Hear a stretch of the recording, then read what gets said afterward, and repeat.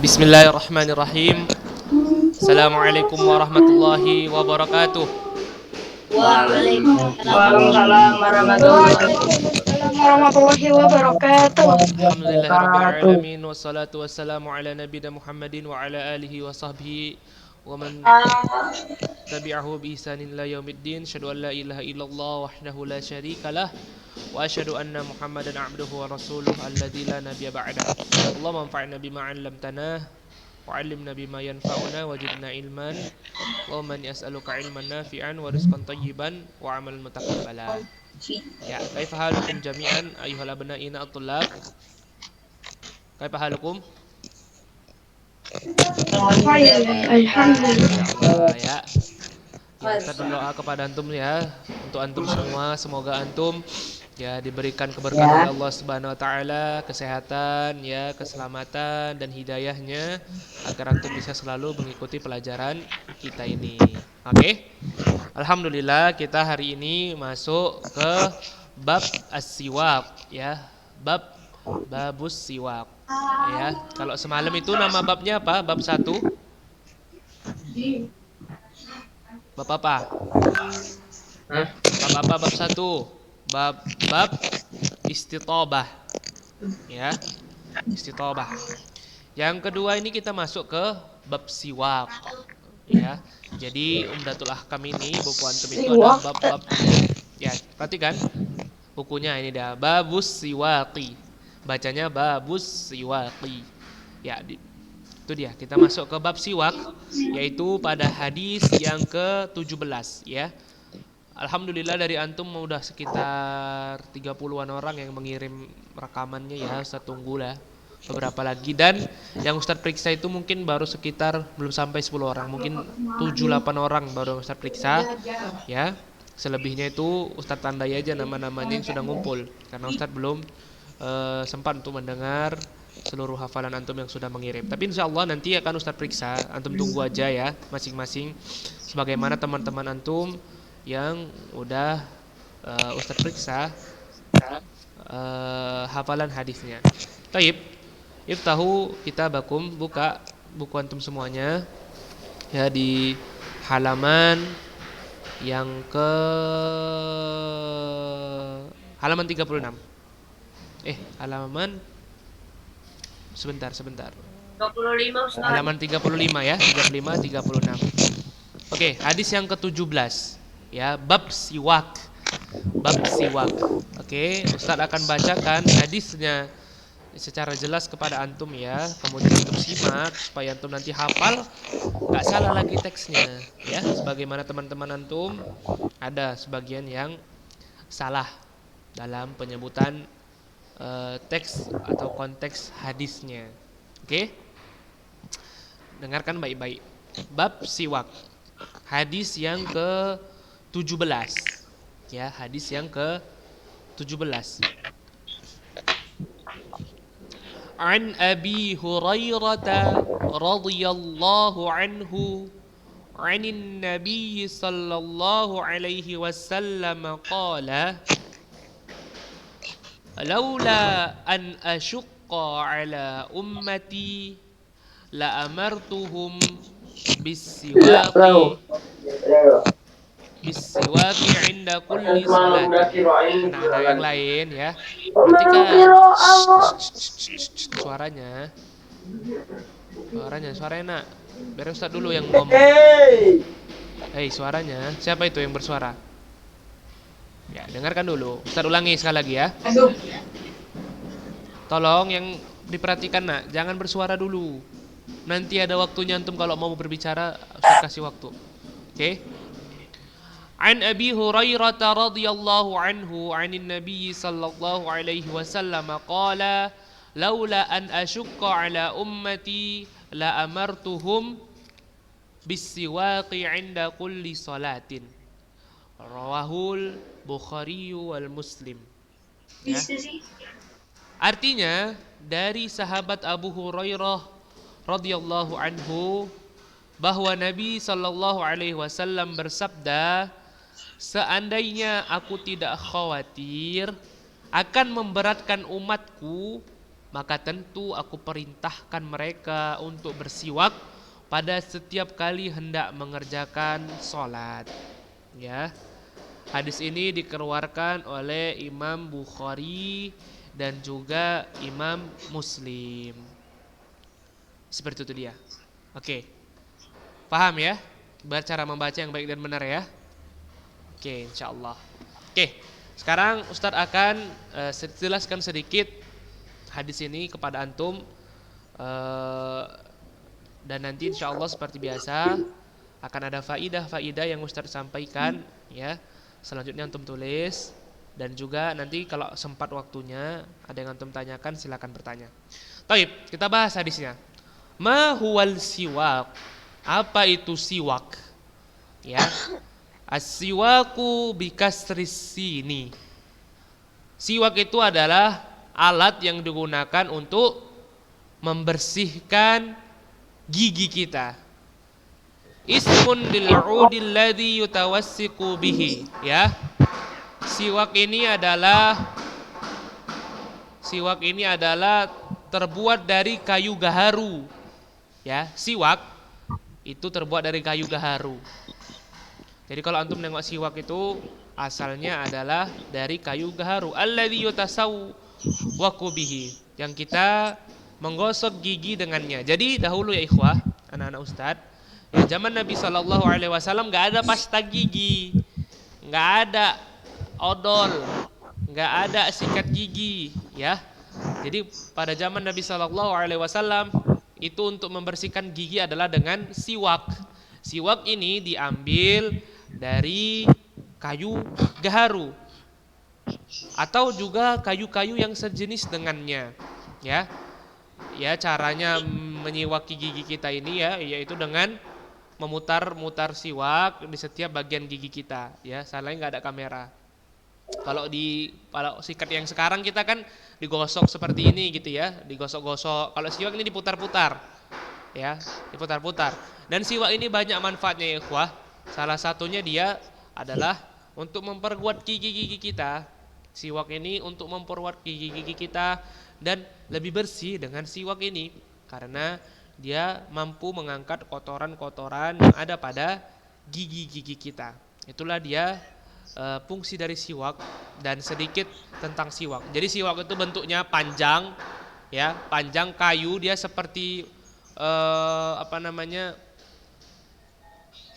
kayu, sebatang kayu yang panjang, ujungnya bulat-bulat, ya itu untuk bersiwak. Mungkin sebagian besar dari antum sudah mengetahui ya siwak itu bagaimana ya, karena memang ini adalah suatu hal yang umum, ya, suatu hal umum yang sudah kita ketahui bersama. Oke, sekarang kita masuk ke itu tadi pengertian singkat tentang siwak. Selanjutnya kita masuk ke hadisnya, ya. Hadis ini diriwayatkan oleh sahabat Nabi SAW yang dia dilaqabi atau kunyahnya namanya adalah Abu Hurairah. Perhatikan, mohon didengarkan dengan seksama. Abu Hurairah ini adalah sahabat Nabi SAW yang paling banyak meriwayatkan hadis dari Nabi Muhammad SAW.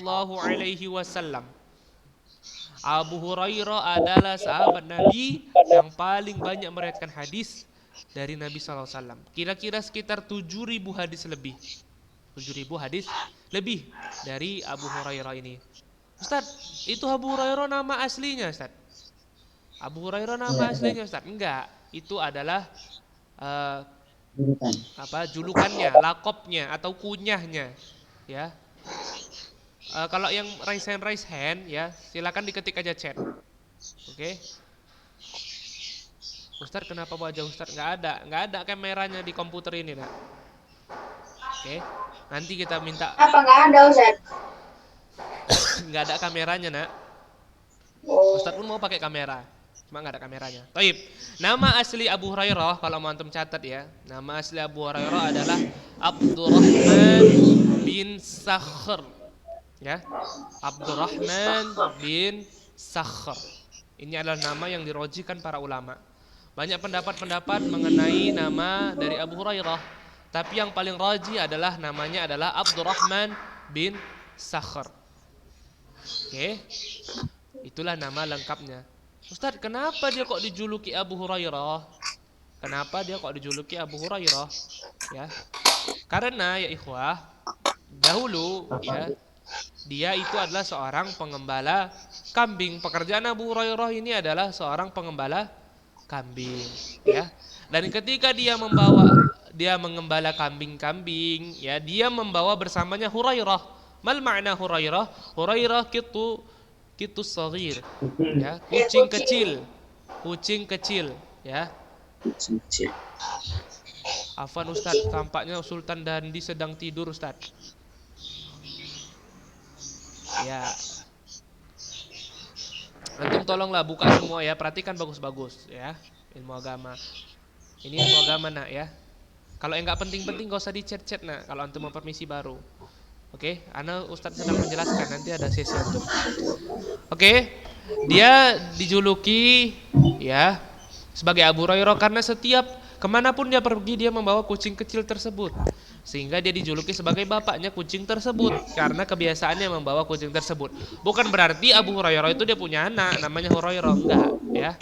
Dia enggak punya anak namanya Hurairah. Hurairah itu artinya adalah kucing kecil. Dan dia adalah sahabat Nabi SAW yang juga dijuluki sebagai Ashabul Suffah. Apa itu Ashabul Suffah ya Ustaz? Dia adalah Ashabul Suffah, yaitu sahabat Nabi yang tinggal di Masjid Nabawi. Ya, Abu Hurairah ini adalah sahabat Nabi yang tinggal di Masjid Nabawi. Kenapa gitu Ustaz? Karena dia nggak punya rumah. Saking miskinnya Abu Hurairah ini, dia nggak punya rumah dan dia tinggal di Masjid Nabawi. Bahkan di suatu ketika Abu Hurairah saking dia miskinnya, ya, dia itu pernah pingsan antara tempat khutbah itu, ya, dengan antara tempat khutbah dengan rumah Nabi Sallallahu Alaihi Wasallam, antara mimbar untuk berkhutbah dengan rumah Nabi SAW. Saking dia kelaparan, nggak ada yang mau dimakan, dia pingsan. Itulah Abu Hurairah radhiyallahu anhu. Tapi Abu Hurairah merupakan sahabat salah satu yang mulia, yang termulia. Karena apa? Karena dia meriwayatkan paling banyak hadis. Jadi itu nak, kemuliaan seseorang itu bukan dari hartanya, tapi kemuliaan seseorang itu dilihat dari ilmu yang dia miliki. Sebagaimana sahabat Abu Hurairah, dia sangat miskin, bahkan dia tinggal di masjid, pernah pingsan karena nggak makan. Itulah sahabat Nabi Abu Hurairah radhiyallahu anhu. Oke, itulah profil singkat tentang Abu Hurairah.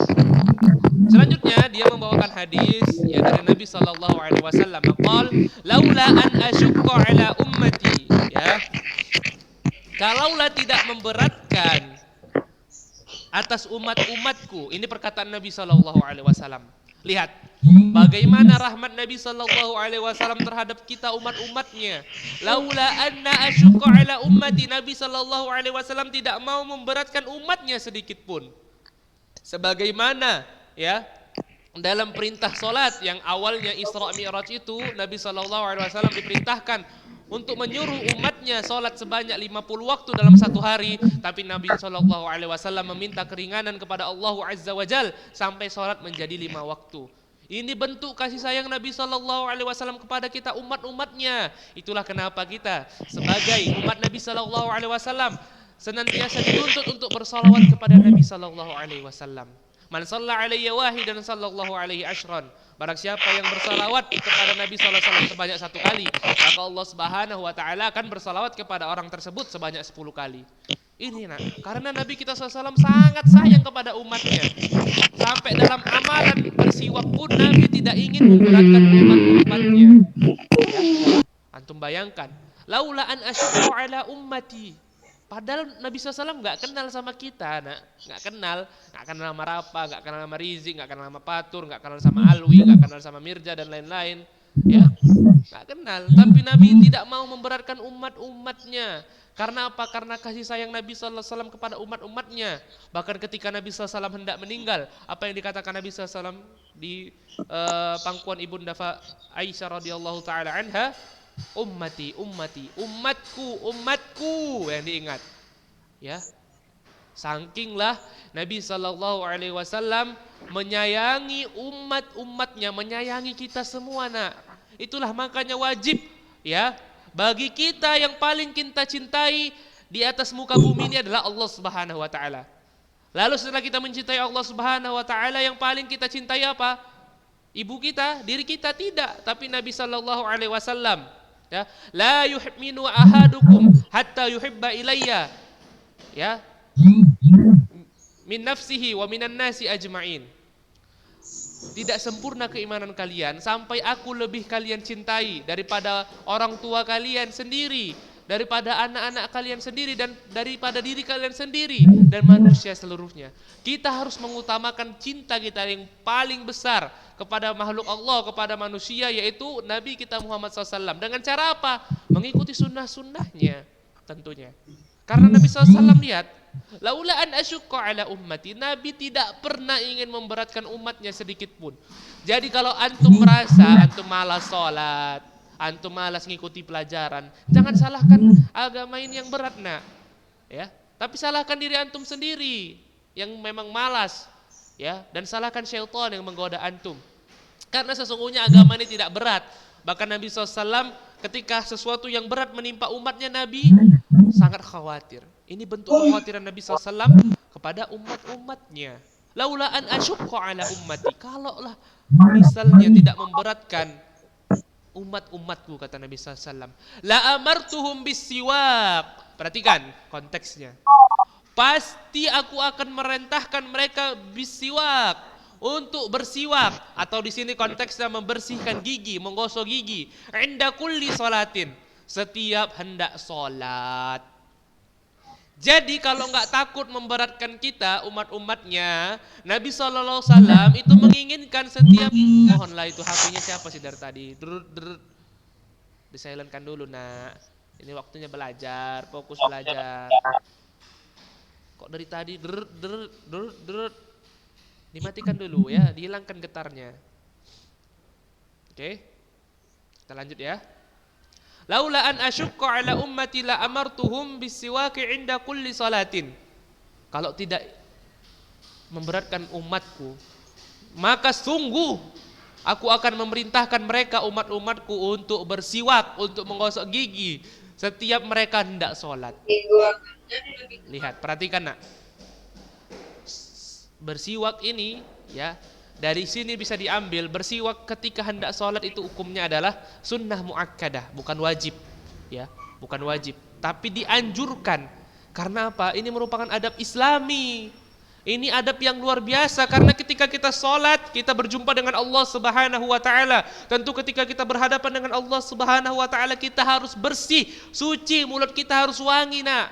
Bahkan di hadis yang lain Nabi sallallahu alaihi wasallam melarang untuk umat-umatnya yang baru makan bawang untuk masuk ke masjid, karena takut terganggu, malaikat terganggu, orang-orang di masjid terganggu karena bau bawang itu tadi. Bagaimana zaman sekarang? Lihatlah orang-orang yang habis merokok, nggak membersihkan giginya, masuk ke ke masjid. Ini sesuatu yang tercela. Bau napasnya dicium oleh, ya, orang-orang di sebelahnya. Ini sesuatu yang tercela, dan ini adalah hal yang makruh, dimakruhkan, dibenci dalam syariat kita, ya. Begitu juga bersiwak, sebaliknya bersiwak ketika hendak setiap sholat, ya, sholat 5 waktu ataupun sholat sunnah ataupun sholat-sholat yang lainnya, itu disunnahkan. Karena kita ketika hendak sholat, itu yang kita hadapi adalah Allah Subhanahu wa taala. Allah Subhanahu wa taala itu sudah selayaknya kita jumpai dalam keadaan bersih, suci. Ya, seperti itu dia, nak. Sebagaimana kalau kita mungkin jumpa dengan orang-orang yang kita hormati, ya, orang-orang tua kita, ya, siapapun yang kita sayangi, pasti kita ingin tampil baik, tampil rapi. Ini Allah Subhanahu wa taala yang menciptakan kita. Tentu kita lebih-lebih lagi, ya, terutama ketika berjumpa Allah dalam keadaan bersih, suci, dan wangi. Seperti itu dia, nak. Paham antum semuanya, ya? Paham, ya? Itu paham maksud dari hadis ini, ya? Ada yang ingin ditanyakan sebelum kita masuk apa faidah-faidah yang kita bisa ambil dari hadis ini? Ayo, yang mau bertanya silakan. Jadi ketika hendak sholat itu kita disunnahkan untuk menyikat gigi kita sejak hendak sholat. Jadi Ustaz, kalau misalnya kita nggak sikat gigi setiap sholat, boleh Ustaz? Boleh. Tapi dianjurkan. Ya, karena ketika kita hendak menghadap Allah, kita dianjurkan dalam keadaan bersih, wangi, ya. Jangan antum berjumpa Allah Subhanahu wa taala dalam keadaan kotor, bau, keringat, ya. Walaupun itu ya tidak haram, tapi itu perbuatan yang tidak disukai. Ya, seperti itu dia. Ya, ada yang ingin ditanyakan? Kalau ada yang ingin ditanyakan, raise hand atau ketik di chat langsung. Atau antum mau ngomong langsung boleh. Makarim, ada yang ditanya Makarim? Ada Ustaz. Nggak ada. Kalau nggak ada, kita masuk ke ma yu'khadhu minal hadis. Apa faidah, ya, apa yang bisa kita ambil dari hadis ini? Oke.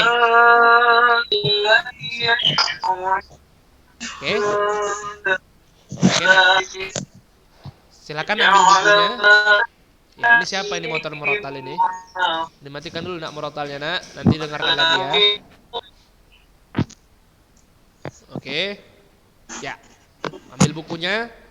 Faidah-faidah yang terkandung dalam hadis ke-17. Oke.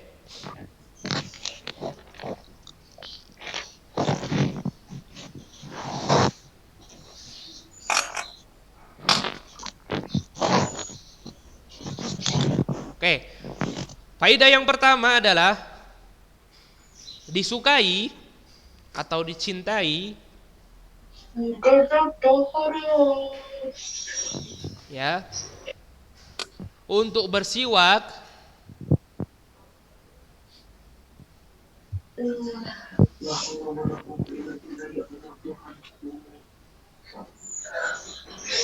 ketika hendak melaksanakan sholat. Namun tidak sampai derajat wajib, ya. Namun tidak sampai ke derajat yang wajib. Disukai atau dicintai untuk bersiwak ketika hendak sholat, ya. Namun tidak sampai derajat wajib. Apalah. Ya, yang kedua, penekanan syariat Islam. Ya, penekanan syariat Islam. Mas Ragil kenapa nggak nulis? Nah, termenung Mas Ragil. Ya, penekanan syariat Islam. Ya. Fatur kenapa nggak nulis? Bobok pula. Mana bisa nulis bobok? Tulis nak. Mungkin sekarang ini nggak antum anggap berharga, tapi percayalah beberapa saat ke depan antum akan anggap ini sangat berharga. Karena antum belum paham. Mungkin sebagian besar dari antum mungkin belum balik juga kan? Jadi antum belum paham. Namanya apa tadi, Ustaz? Hah? Yang kedua ya, penekanan ya dalam syariat untuk bersiwak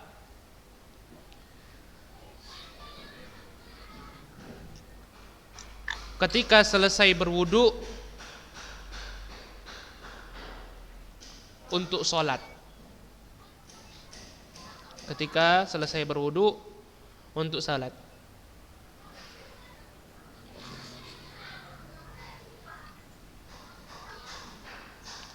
Karena dapat mendatangkan kecintaan Allah Azza wa Jal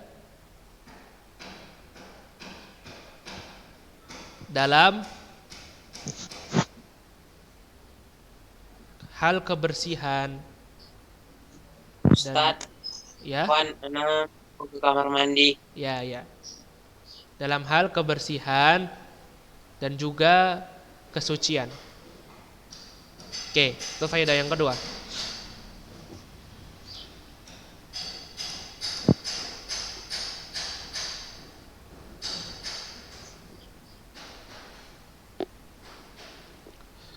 Yang ketiga, keutamaan. Yang pertama tadi apa, Ustaz? Nanti Ustaz ulangi ya. Oh iya, Ustaz. Yang ketiga, keutamaan ya berwudu lalu diikuti dengannya bersiwak atau menggosok gigi ya.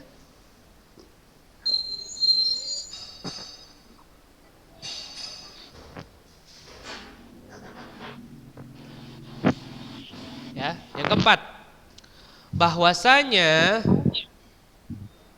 ya tidak diwajibkannya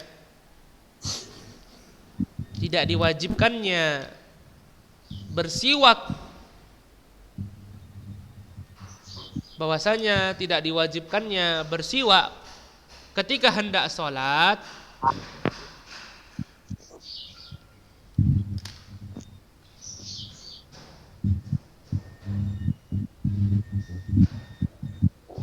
karena ditakutkan ya memberatkan untuk mengerjakannya. Ya, karena ditakutkan berat atau memberatkan untuk mengerjakannya.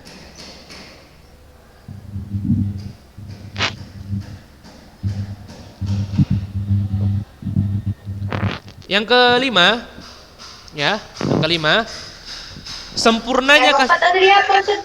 ya, bahwasanya tidak diwajibkannya bersiwak ketika hendak sholat, ya, kecuali ditakutkan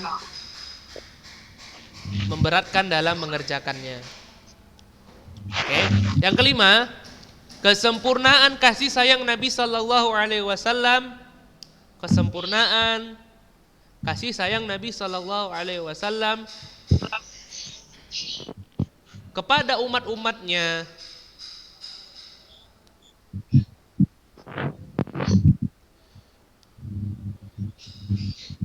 dan rasa takut Nabi terhadap umat-umatnya, kecintaan Nabi, kesempurnaan cinta Nabi SAW kepada umat-umatnya dan ketakutan Nabi Sallallahu Alaihi Wasallam pada umat-umatnya. Maksudnya takut di sini takut umatnya terbebani ya, terbebani dalam syariat. Dan takutnya Nabi umatnya terbebani dalam syariat. Nah, itu dia maksudnya. Bukan Nabi takut sama kita, enggak. Maksudnya takut terbebani dalam syariat. Begitu Ejar ya. Masya Allah. Paham ya?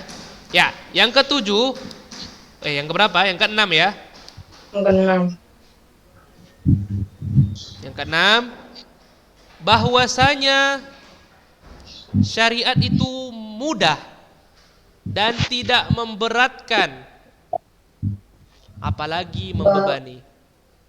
Bahwasannya Syariat itu mudah, syariat Islam itu mudah,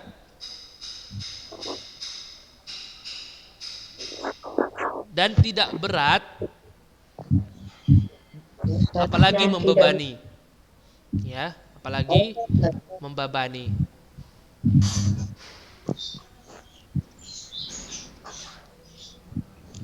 Yang terakhir, ya. Yang terakhir, bahwasanya menjauhkan mafsadat atau kejelekan, bahwasanya menjauhkan mafsadat atau kejelekan lebih didahulukan dari mengambil maslahat. Ya, menjauhkan kejelekan atau mafsadat itu lebih didahulukan daripada mengambil maslahat. Apa maksudnya Ustaz? jelekan dari apa Ustaz? Lebih dahulukan dari mengambil maslahat-maslahat. Iya. Maksud yang ketujuh ini paham? Paham maksud yang ketujuh ini? Enggak. Belum Ustaz. Paham Torik? Belum Ustaz. Enggak paham. Enggak. Maksudnya ya, kita itu menjauhkan kejelekan dari diri kita itu lebih utama, kita lebih daripada mengambil manfaat darinya. Contohnya tadi kita sholat itu ya di masjid. Sholat di masjid dapat pahala kan? Pahalanya besar kan? Ya. Tapi kita tadi sholat di masjid habis makan bawang, bau mulut kita, ya. Bau mulut kita. Maka kita lebih baik untuk menghindari kejelekan yang ada, yaitu nanti ketika kita sholat, bau napas kita tercium oleh sebelah kita, daripada kita harus berusaha mengambil pahala sholat berjamaah di masjid. Itu dia maksudnya. Jadi kita lebih utama untuk nggak mendatangkan kejelekan sama orang lain ataupun diri kita, dibandingkan kita mendapatkan kebaikan-kebaikan. Jadi menjauhkan kejelekan itu lebih utama, nak. Seperti itu dia. Ya, misalnya contoh yang lain lah, itu mungkin contoh dalam syariat. Misalnya antum mau pergi ke sekolah, kan? Tapi di jalan mau ke sekolah itu, ya, antum harus melewati pada hari itu, antum harus melewati gerombolan singa, ya. Lebih baik antum nggak sekolah pada hari itu daripada antum datang ke sekolah nanti kejelekan yang timbul sama antum. Itu dia maksud nomor 7. Gitu ya, paham ya? Jadi kita lebih utama. Yang nomor 1 tadi apa, Ustaz? Oke, yang nomor 1 ya. Nomor 1 ya, dicintai atau disukainya bersiwak, Dicintai atau disukainya bersiwak,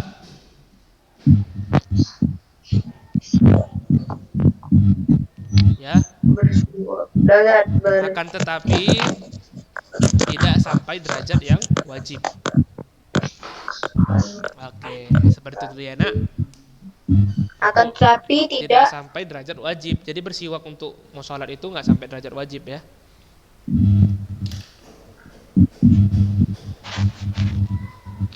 Oke, paham ya? Mudah-mudahan ya yang sedikit ini bisa bermanfaat bagi antum semua ya, dan langsung bisa antum amalkan dalam kehidupan sehari-hari antum. Ya, Ustaz tunggu masih hafalan-hafalan antum ya. Nanti tunggu yang Ustaz periksa, yang sudah Ustaz periksa ya. Tetap semangat menghafalnya ya. Nanti yang ini akhir bulan baru disetorkan. Oke? Aku qouli hadza